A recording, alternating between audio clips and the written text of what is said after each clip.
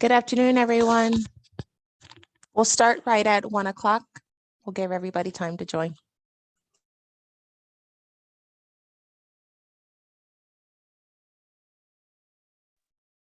Sorry, good afternoon.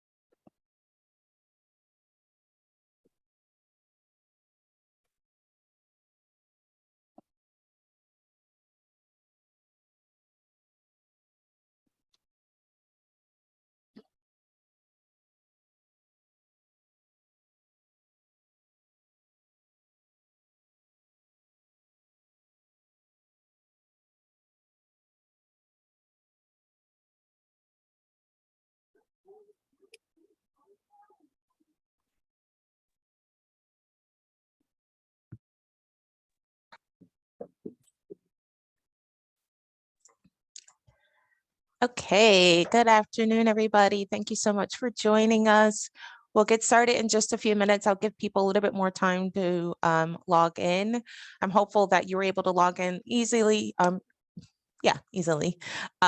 We do have quite a bit of folks joining us today. We would love to know who's here just by the chat. If you just put in your name and say your name and the organization that you're with.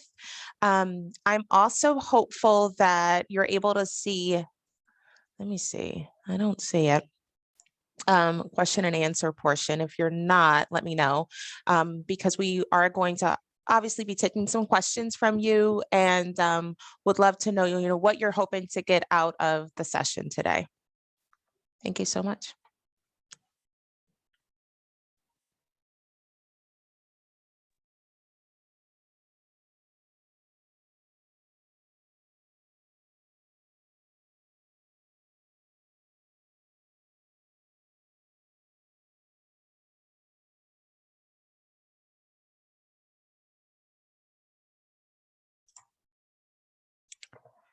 Okay. Thank you so much for those that have been able to put your organizations, your name in the chat. So today, my name is Yolanda Rushdan. Of course, I'm with the Delaware Community Foundation. Joining me from the DCF is Sarah Grunwald, and Sarah is our VP of Strategic Engagement, and also leads the Community Impact Team, where we have the honor of working directly with our nonprofits. So a piece of our work, it's to work directly with our nonprofits and providing competitive grant opportunities. So today's conversation is all about our BIPOC Leaders and Communities Grant Program. We are in our third year of offering this opportunity to the community, and excited to share this opportunity with you, talk more about what we're really looking for. We've refined it a bit this year, and Sarah will speak to that. And then obviously we'll be taking some questions from you so that you can make sure that what you're thinking aligns with the grant program this year. So Sarah, I'll pass it over to you, and I will share my screen for the PowerPoint presentation that we'll go through today. All right. Excuse me. Good afternoon, everyone. Thanks for joining us. We're so excited to see you all, that there's so much interest, that we can share this with you and get your questions and help us refine it along the way. So all of the grants that come out of the DCF, I just lost my view and your screen popped up, but I will get it back in my notes. All of the grants that go out from the DCF really are intended to support organizations and initiatives that are building opportunity and expanding equity throughout our state. We're trying to improve the lives of Delawareans. We also want to support projects that have a lasting and positive impact on the people of Delaware. This particular grant program, the strategy behind it, the purpose behind it is to increase our investment in BIPOC-led nonprofits and in communities of color.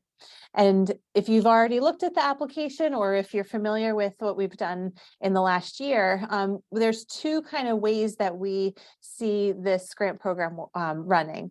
One is that we want to build organizational capacity. We'll get more into what we mean by that. And another is that we have grants that will support programs that strengthen communities. Okay, it's not advancing for me, so. Do you want me to try to share? We see, you can see what we see, right? We see just the title. Yeah, it was on the presenter view, but. Okay, we might have to do it this way. I don't like this view, but I'll keep going. Okay. Okay, so, and if we go to the next one, an organization can apply to one of those two areas, the organizational capacity or the funding for programs in the community. We anticipate that awards will range from $10,000 to $20,000. And as we were last year, this is offered in partnership with the African American Empowerment Fund, which is a fund here at the DCF, and we're really excited to have joined forces and kind of combined our grants and review committees and be doing this together. Okay. So what do we mean by we thought it would be helpful to share some more definitions and to provide some clarity, because we have gotten a lot of questions related to which organizations these grants might be really applicable for. And these are for organizations that are both, or either, I should say, led by or serving people of color. And for the purposes of this grant program, we are defining BIPOC as including people that identify as Black or African American, Indigenous, Latino or Hispanic, and or Asian. So hopefully that helps clarify, and we are wanting to be as inclusive as possible. So what is involved with those two strands that I mentioned, the organizational capacity funding and the programs for that strengthen communities? First, organizational capacity building. Really, overall, we want to strengthen an organization so that it can more effectively and efficiently advance its mission.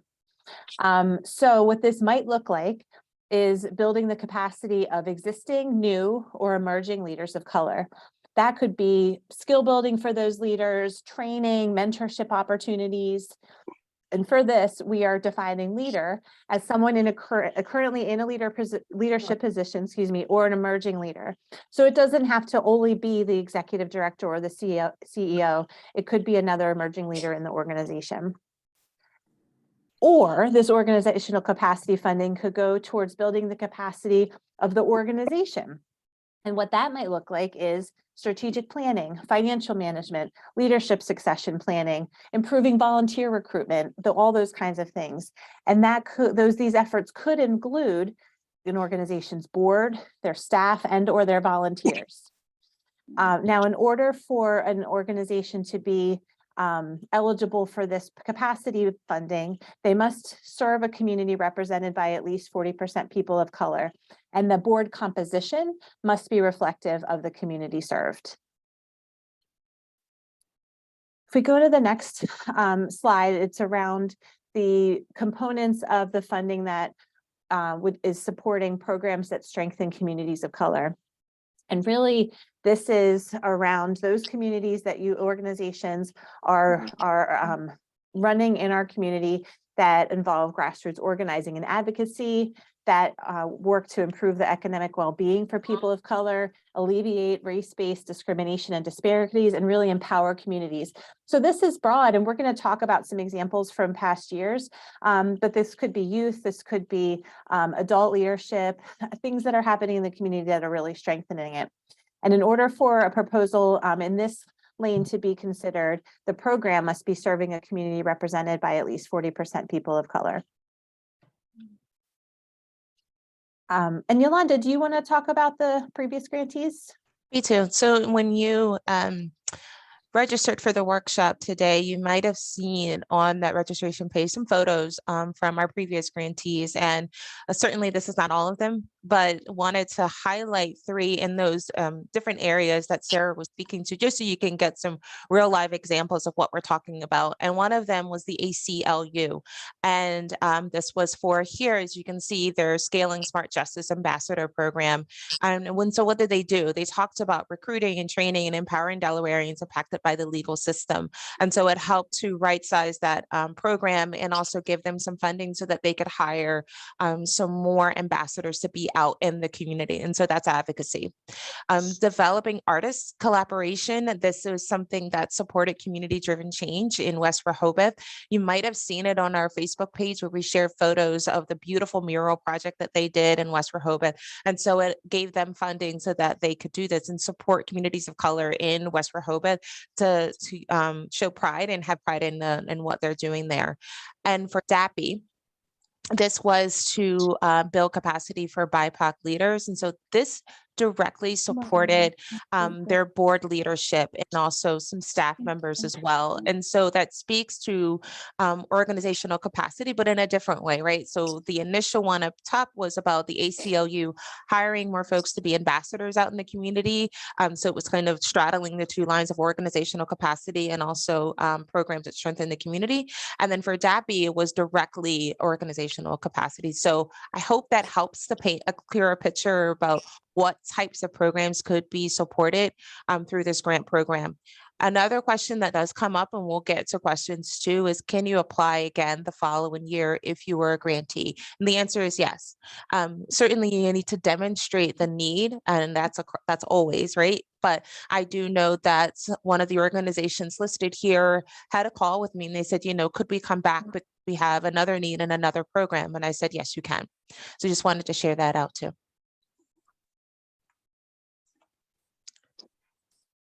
And I want to advance. Here we go. Okay, Sarah.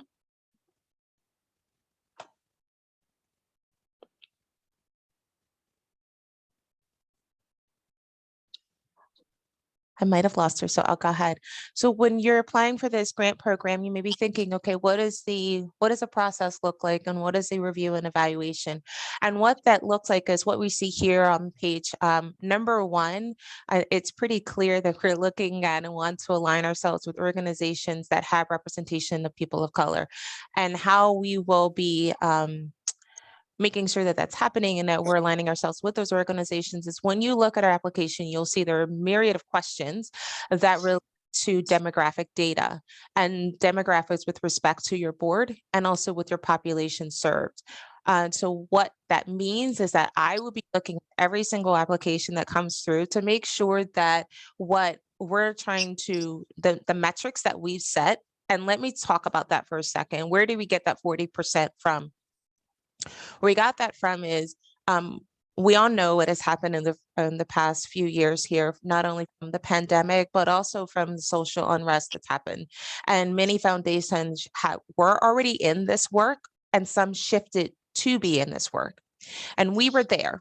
but we didn't feel we had the enough information to set a benchmark. So what we did is that we went to our other community foundations nationwide and we asked them, how do you set a metric of an organization that has enough, air quotes, representation of people of color, be it on their board or be it with the populations or communities served? And what they said across the board, many of them were saying around 40%. And certainly you can go lower and you can go higher. So we said, okay, that's a good place for us to start. And then the next place was, let's look at the state of Delaware. What does that demographic look like? Are we in line with that?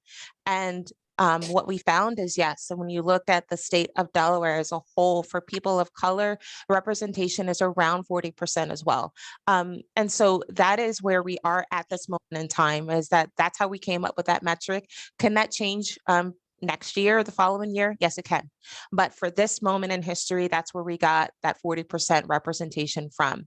So if you've got more, awesome. If you're below that, that would preclude you from being eligible for this program, because we're really trying to align this grant with organizations that have that representation. So that's number one.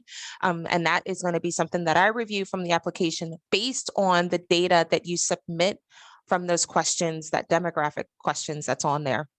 Okay, the second piece, we all can all appreciate this, is the alignment with grant program purpose.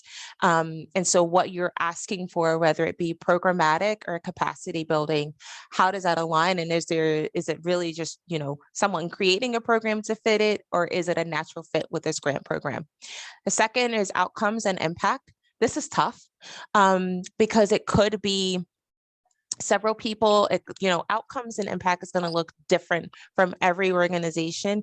And this would really come through the interview that everyone will have an invitation to with the grant committee members that will be reviewing your application. I'll speak to that more later, but that's where that piece will come through. And then the use of grant funds. I'm good. How you doing? You can come in. I'm just listening to it for an RFP. Make sure, and okay, so at that point, please make sure everybody's muted.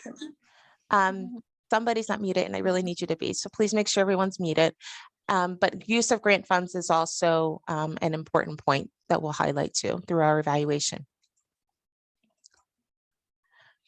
The application process, we all know this, especially if you've applied to DCF before. If you haven't, everything will go through our online portal. So it's one application per organization. So you do have to make that decision whether you're going to be doing capacity building or programmatic funding.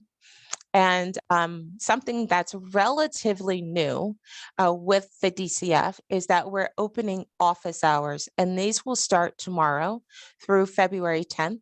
And you can schedule them through Calendly, which the link will be on the next slide, and you'll be able to access it on our website, and I'll send it out to everyone that registered for the workshop today.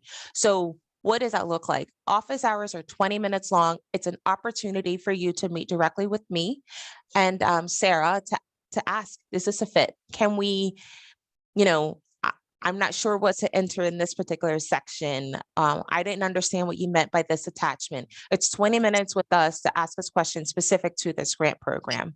So if you have that need, we'll match up with my calendar, your calendar, and whenever there's an open spot, go ahead and book it, and then we'll be able to meet. The deadline for the application is February 13th. The virtual interviews, again, these are important. What happens here is that every person that submits an application will be invited to an interview with the grant committee members that are reviewing your application. In those interviews, they're about 30 minutes long, 30 to 45 minutes, 30 minutes long. And in there, the grant committee members that are reviewing your app, they'll be asking you questions that aren't in your application. It's an opportunity for you to have your passion come through, to talk about what's not been able to be shared out in your app, and really to make it hard for us to say no to you. That's an opportunity for you to really talk about your organization and your need. So please be available for that. And those will happen in early March. So what I will do is that I'll send out Yes, they are. They're all virtual. Thank you, LaShawn.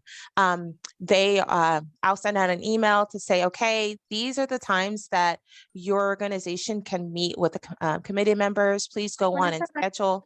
And it's really important that you make these interviews happen. And then, of course, after our interviews, then you'll be able, we'll do our final decisions for funding, and then they'll be sent to the board of directors for approval.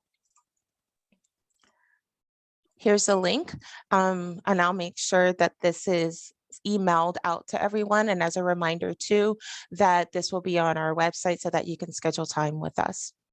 And again, your dates the 1st through the 10th. Might be a good, thank you, Sarah. The application is due on the 13th. So Samantha, these are beforehand. Okay, la persona en la casa donde tú trabajas. No And okay, 1 second. I'm going to.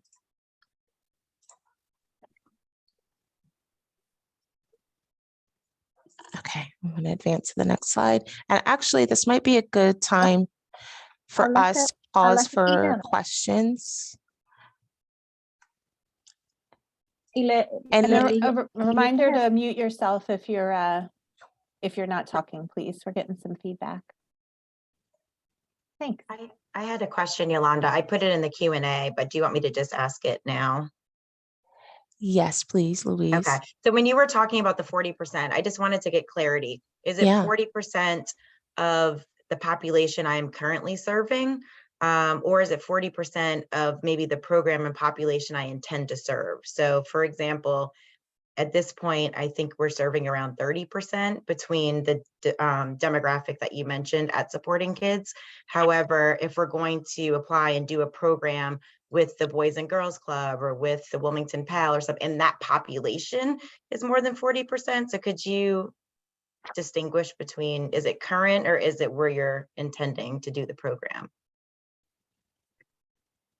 That's a great question. You always have good questions, Louise. She does. But seriously, this helps us clarify and refine for everybody. My instinct and my thought on this is that it sounds like the program that you're intending to apply around is specifically going to target a community that is more diverse. And so that it should be based on that community because that's the funding you're asking for. Okay, great. Yeah, that is the intent because we're trying to bring our numbers up and we're trying to reach a certain population. So yeah. Okay, thank you. And Sarah, we had another question from Krista. Krista says, for clarification, does your board need to be 40% BIPOC? And Tracy, I see your hand too. One moment. So this is where, if we go back to the organizational capacity funding, we do want to see a board that's representative of the community that you serve. And so we're asking that nonprofits that are going after that funding must be represented by the community must be represented by at least 40% people of color, and that the board must be representative of that.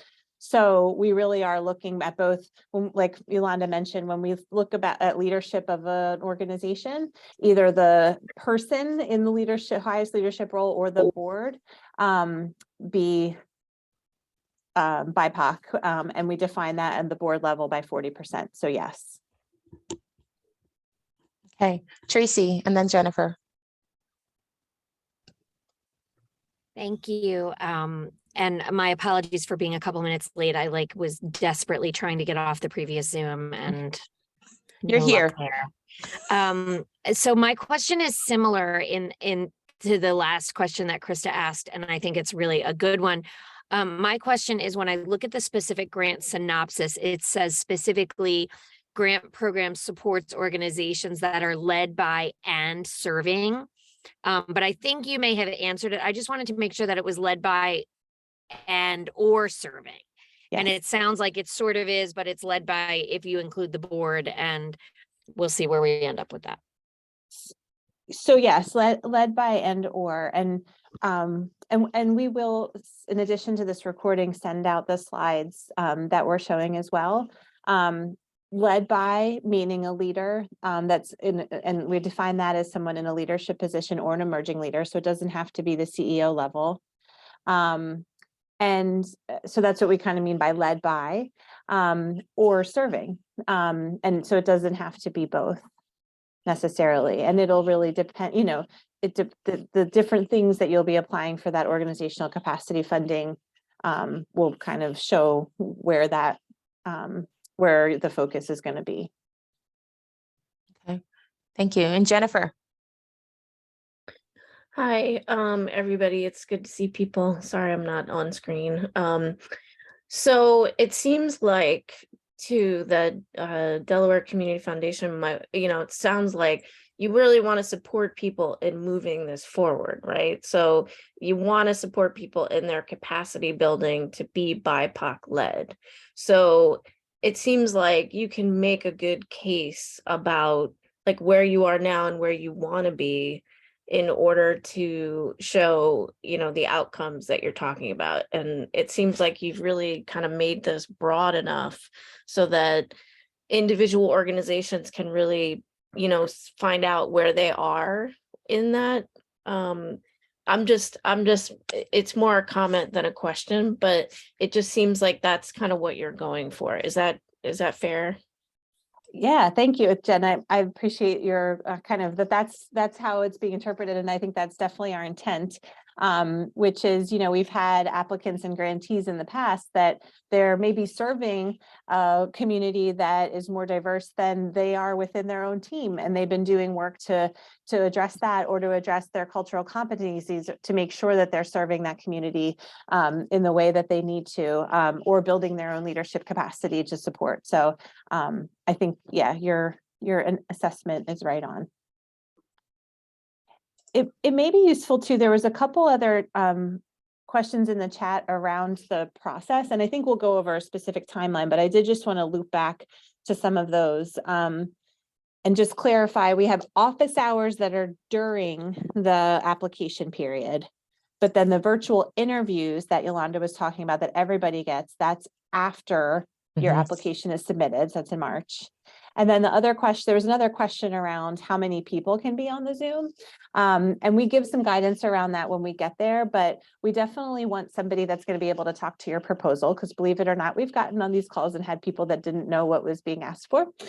So whether that's the person that submitted it or the leader of the organization, certainly it could be also depending on what you're doing, a participant in the program or a board member that's going to be part of the work that you're doing. So we try to say, I don't think more than 3 or 4 because Right. we don't have the time, frankly, for, a really long presentation, but something like that. Does that sound right, Yolanda? It does. And I know that Leanne had asked a question about what dollars are available, but I said that we'll speak to that because I want to get back to the presentation. So hold me to it, Leanne, if I miss it, but we will get to that. So we'll go back to the presentation now. Okay, so now we're going to go through the application itself, and we'll be able to speak to those questions. So if anything else comes up, please continue to use the chat, and then we'll also open the floor for more questions in just a moment. So again, this is through our grant portal. If you have not used our system before, it's called Foundant, and you can access it through our website, delsef.org. You go onto that, and when you click apply, the portal itself will come up. There are times when folks will create a new, I guess you could call it account, and your organization is already in here. And so when that happens, it could say something like that, organization ID already exists. I will be doing some deduping to make sure that there's merging. But if you have an inkling that your organization has already applied for DCF funding, but you just don't know what the login is, email me. I'll make the connection so that you don't have to worry about creating a whole new account. However, if you are brand new, this is what your dashboard would look like. And you could see if you're previous, you'll see historical data. If not, this is what the actual dashboard itself will look like here. One application per organization, we said that already. And how does it start out? It starts out with just some very basic information. Here, And this is where you'll talk about, we just need to verify that obviously you have 501c3 status. If you don't, and you're a fiscally sponsored organization, awesome. We just need you to attach a document that can speak to that, that says, okay, we are not, but here's our organization that we're partnered with, and this is the EIN that we're using. And then if you are a fiscally sponsored organization, if you have any questions about how does that really work, feel free to contact me, and I'm happy to help you through that application process.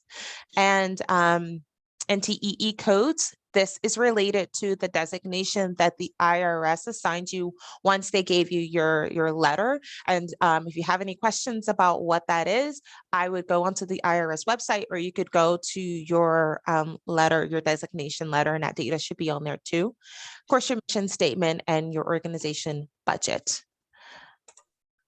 Proposal information for org capacity. Now, after you submit your basic organization information, the question becomes, it's a multiple, it's multiple choice question or single choice, and it says,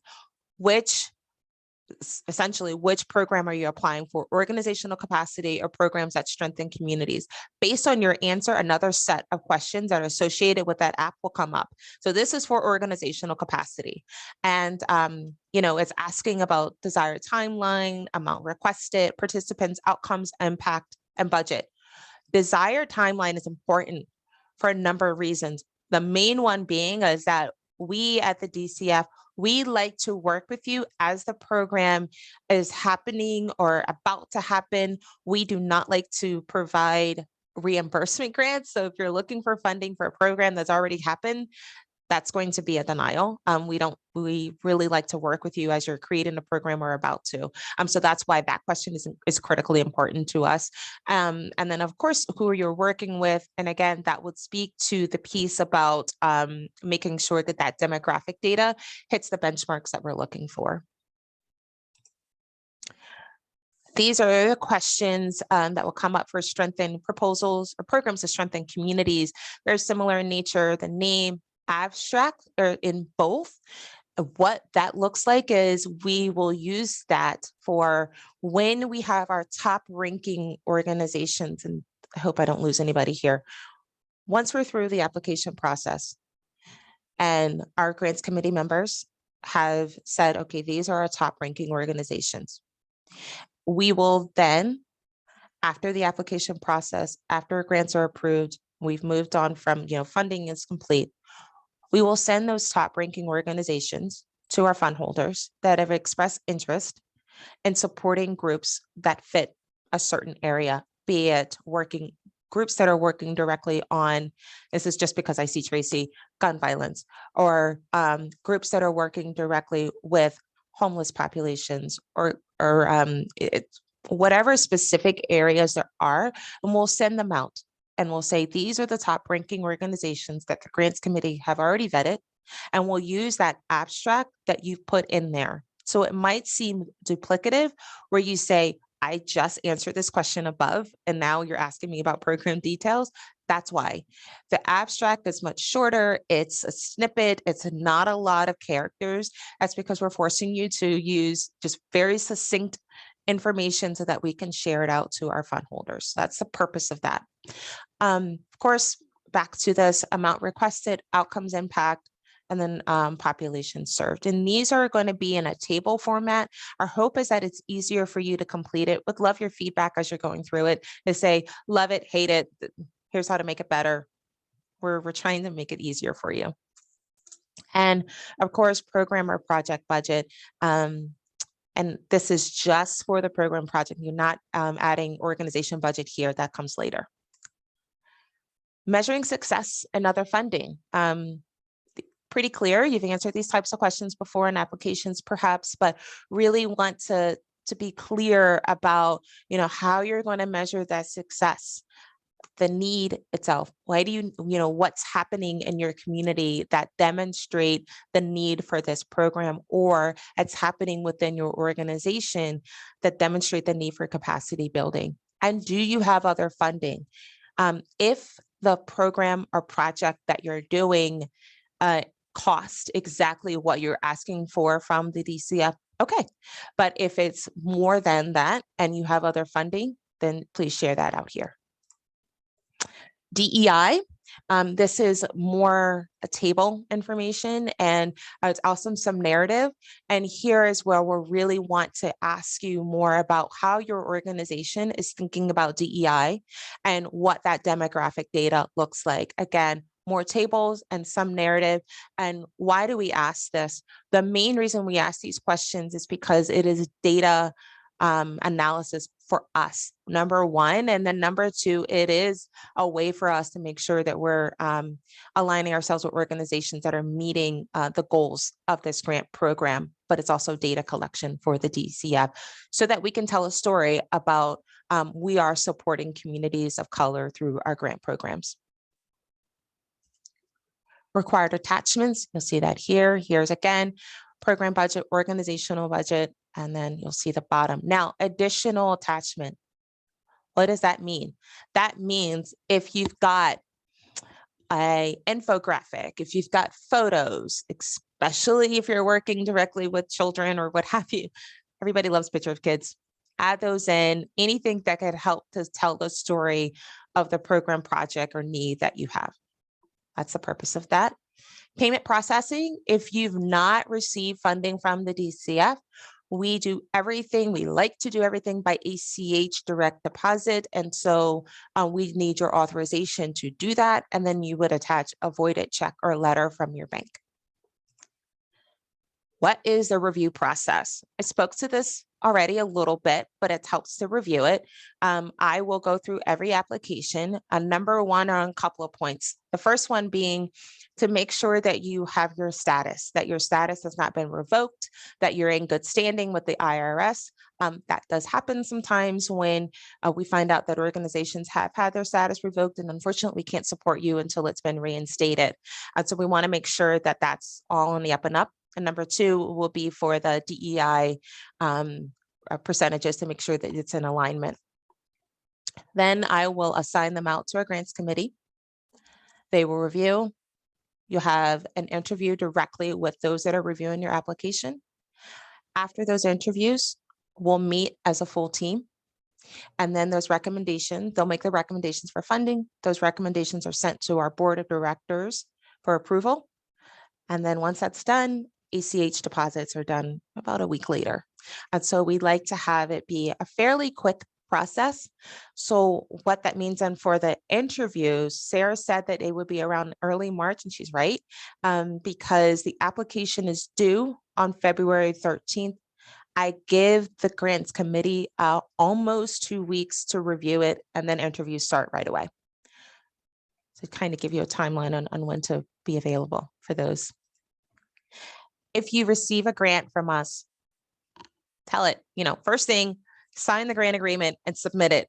So what happens is that if you're receiving a grant from us, you'll get an email from Foundant that says, congratulations, you've received a grant from the Delaware Community Foundation. It will say you have a follow-up due. The first follow-up will be a grant agreement.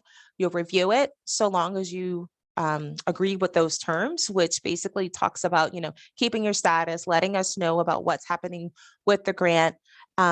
If you'd like to share it, which we would love you to share the news of you're getting funding, we have a sample press release, our logo, a link to our logo, other photos and how to share those out with us, tagging us on social, those things. That's all within the grant agreement. And so you'll say, yes, you agree, sign it and push submit. The other piece that's a follow-up would be your 6-month mid-year review or grant report. And that is fairly simple. It's all done within the portal. And then you'll have an end of year interview with me and Sarah to talk about the grant program and what happened. The next piece is spread the word, whether it's through your own e-news or social. Again, how to do that and tagging us appropriately is also in the grant agreement, and then send updates throughout the year, like I said. If you do not receive a grant, then you can apply in the following cycle. What's not supported?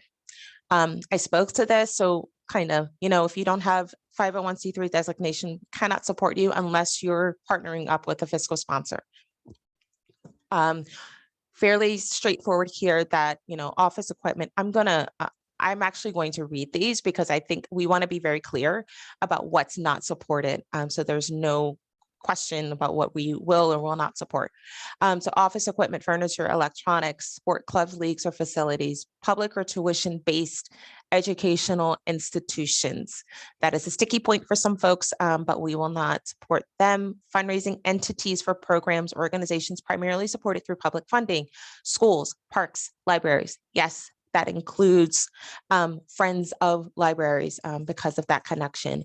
Purchase of vehicles, endowments, religious organizations for sectarian purposes.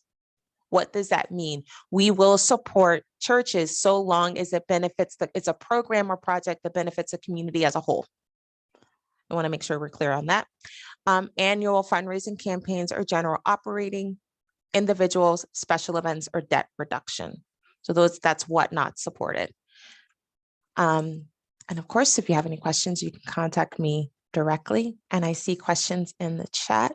I'm going to stop sharing. As a reminder, you will get an email of this presentation along with the link to do office hours. So stop share and we'll go to the questions. Okay. Oh, Sarah, I already got some. Cool. I think so. And I don't think we covered the question from Leanna.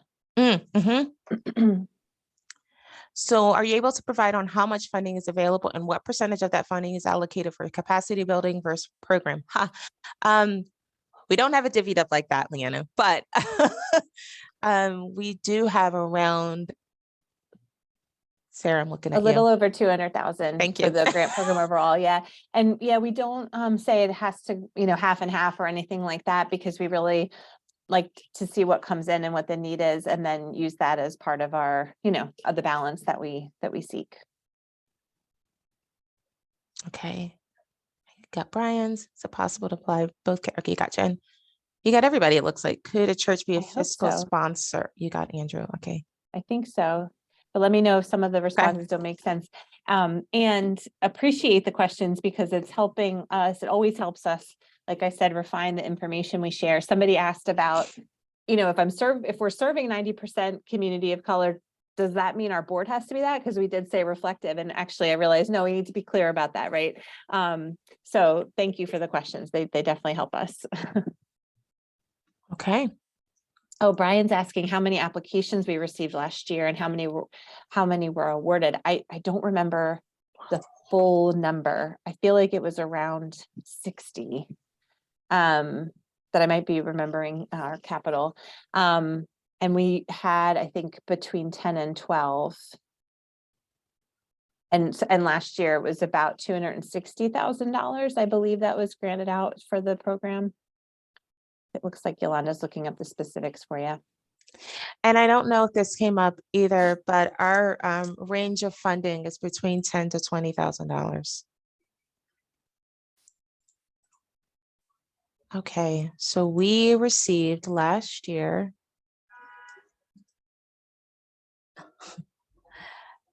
32 applications, and we funded 17. Okay. So, and the total was a little over 280. Okay. Thank you for checking on that. Sure. Stacy. Hi, I just wanted to ask for clarification about a statement that you made a little bit earlier, and maybe I just misheard it. So for clarification, you said that the program, does it already have to be established? It cannot be something that you are starting out with a new project that's attached to something else, or it has to be established and rooted? It could be either. It could be either. Yep, it can be either. Yep. Okay, and it can be a program within an organization, for clarification. Okay. Yes, absolutely. Just wanted to make sure. Yeah, it could be, and then it could be an expansion, always strong are those that are expanding to other communities in other parts of the state, that kind of thing that tend to get Okay, the and then attention. you guys stated that, well, you did in the what would not be granted or considered? You stated that if it's a not-for-profit organization, like an academy, and there is, we do have like a scholarship program for our students, is that going to be considered? Because some of it, like half scholarship and parents half pay and, you know, things of that nature, is that not acceptable according to, or does that fall under the lines of tuition to you guys, for you guys? What organization are you? That helps, please. I am from Harvest Christian Academy. Okay. In Newcastle, Delaware. So go ahead, Sarah. So the intention here, you know, we're trying to, we can't obviously take proposals, requests from public schools, because then that, you know, that would be, we would get 10 times as many applications as we heard. And so then in order to kind of level the playing field, we said, well, okay, we shouldn't accept them from public or tuition based. So private schools that, you know, have people paying there. We know that there are exceptions for schools that are specifically serving communities of need and are doing so by not charging tuition. And so that would be kind of the one area that we would be able to accept proposals from. Does that help? Okay. Okay. And the question around scholarships, we might want to talk about it more, but probably the most direct answer is no. Like we wouldn't grant into an existing scholarship fund, if that helps. There might be programs where part of your program, you know, provides scholarships for participation or for, you know, in other things, and that would be considered, but a straight scholarship support would not through this. Okay, thank you, Sarah. And I'm responding to question. Sorry. Sorry, guys. A question that came through, and it was, is a program specific to helping children? Certainly programs that are benefiting children would be eligible, yes, and along with others, right? And then can one nonprofit be the fiscal agent for another nonprofit? I think if they both have their designation, they don't have to be, but if there was a need for one because one organization doesn't have it. So for instance, there is a program that is a for-profit, but they're applying under a nonprofit because a nonprofit, they're doing the program for them. Does that make sense? So the nonprofit would get the funding, they'll pay the for-profit organization to do it for them. Hope that makes sense. So I'm happy to meet with you directly to kind of talk about this more, to make sure that I'm answering your question. But if there is a need because the organization that's executing the program does not have their 501c3 designation, they would need a fiscal sponsor. Okay. I'm sorry, Alvi. That last statement you just said for the for-profit and nonprofit, could you just explain that one more time for me, Mr. Yeah. Scott? Sure. So, and that's a unique situation. I don't want everybody to go out and say like, oh, I want to. So what's happening is that there is an organization that has a program that they're doing for a nonprofit. The nonprofit funding for them to be able to get for them to be able to pay for it. So the nonprofit is applying through this grant program to get funding. So the funds would go to the nonprofit, and then the nonprofit would pay the other organization to do the program. Oh, that's actually pretty neat. Yeah. So we can, if you have, that's something that's percolating for you and of interest, happy to meet separately.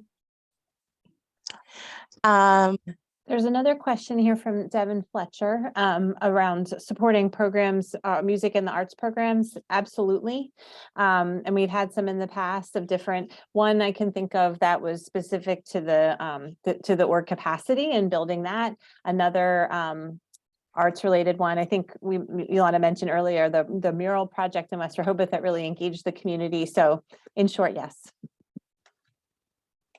Okay. Now, what about awareness like STEM? Do y'all support that? Bringing awareness to diversity. Yeah, STEM? we're less, dictating the area or the topic. We are looking to all of you to say, here's the need in the community that we serve, and here's how we do it. And certainly we understand the value of STEM education, and so would welcome, proposals aligned with that. Okay. I'm gonna check to see if there's any other hands raised, any other questions. Okay, these are good ones, so thank you for that. And just feel free to schedule office hours. Again, 20 minutes, the link will be sent out. It'll also be on our website along with this recording. PowerPoint will be sent to you. The deadline is a hard deadline, February 13th at 5 o'clock. So make sure you allow yourself to have some time for technology issues, because one organization or maybe two will say, I tried to submit and the system went crazy on me.